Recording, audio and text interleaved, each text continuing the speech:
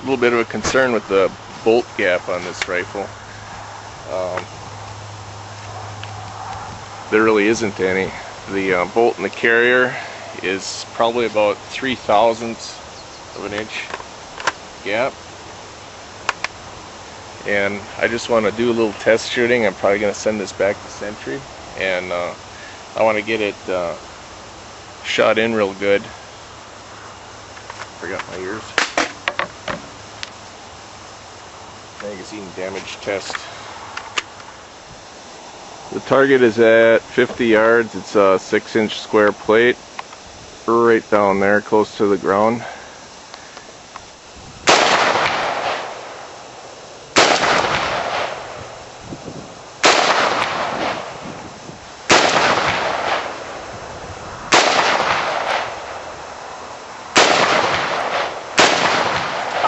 Son of a bitch.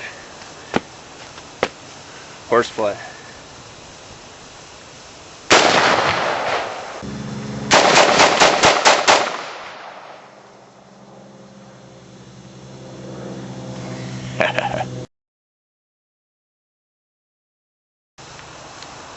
I'm not used to this rifle, so I don't know what normal should feel like. All I know is that with less than 10/1000ths bolt gap, this thing's going to be going back.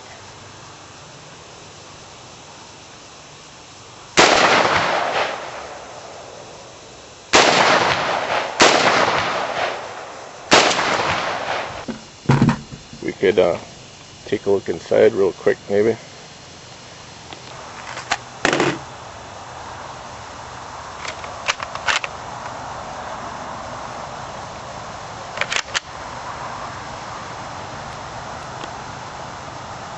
Push out the pin,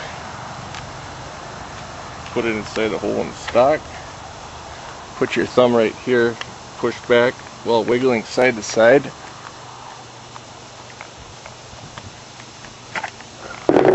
Feeling raindrops. Okay, then you can take the pistol grip assembly off.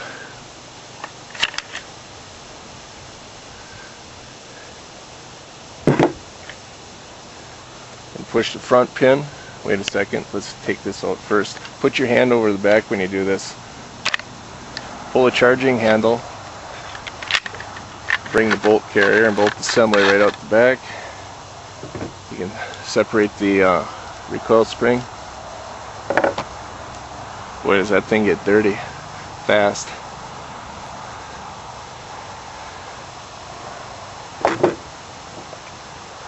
Okay, then push out the handguard pin, remove the handguard, drops down the front, pull it off, and replace the handguard pin so you don't lose it, especially out here. It'd be a lot worse than in the basement at home.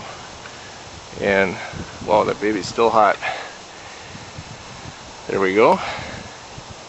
Now I'm going to show you how to get the trigger group out of here.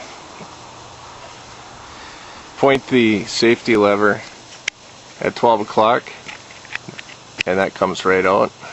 Where are we? Okay. Then you can push up on the trigger or lift up on the hammer. There we go.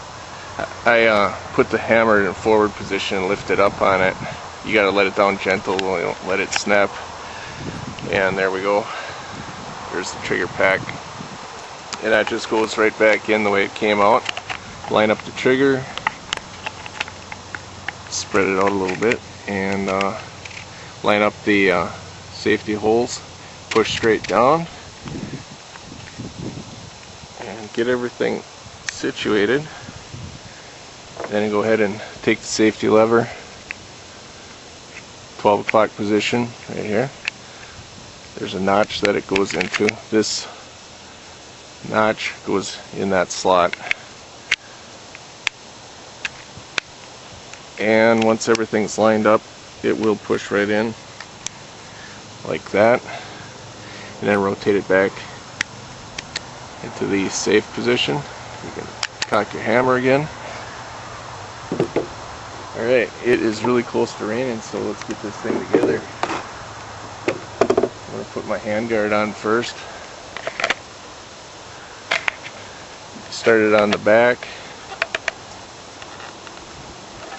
Gotta take the pin out first. Okay. Then slide the front on. Put it on this way. Push the pin in. If your bolt ends up pushed in, you can't get it back out, and it pops these the locking rollers out. All you have to do is rotate it counterclockwise, and if you don't have enough strength to do it, you can put a screwdriver through this slot and use it as a mechanical advantage. So once you have that sideways turned like that, pull it out about think of the width of a 22 caliber, you know, a 223 bullet, not the shell, but about 5 millimeters, which is roughly the size of the bore diameter. And then you'll see right here, if you're out too far, this will hit this, so it can't be that far. It's got to be right, just that it makes it in there. And then you rotate it clockwise. You're going against spring tension, so it's a little hard. Again, you can put a screwdriver in there and rotate it, but that's what it'll look like when it's ready to go into the rifle. Let's take a quick look inside the bolt here too. Grab the bolt, rotate it counterclockwise, withdraw it from the carrier, and there you'll see the locking piece, as they call it. Rotate that counterclockwise until it pops out. This is a critical component to your roller lock timing, the angle there. It affects how much resistance there is when the shot is fired before the bolt opens up. And there's the firing pin and the firing pin spring. So to reassemble, put that in there, and then you line up this cam with this slot right here.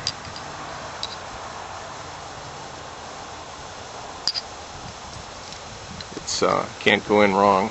So you push it in, rotate it clockwise until you see that shiny thing appear in the window right there. Right there, so you know it's at the right angle.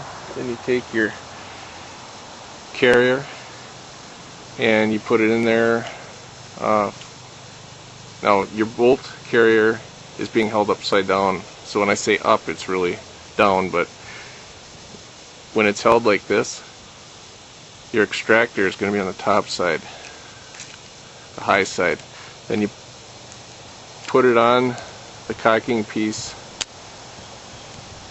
all the way, and then pull it out that just far enough that this can get behind that. So it should be about the width of a 22 caliber bullet.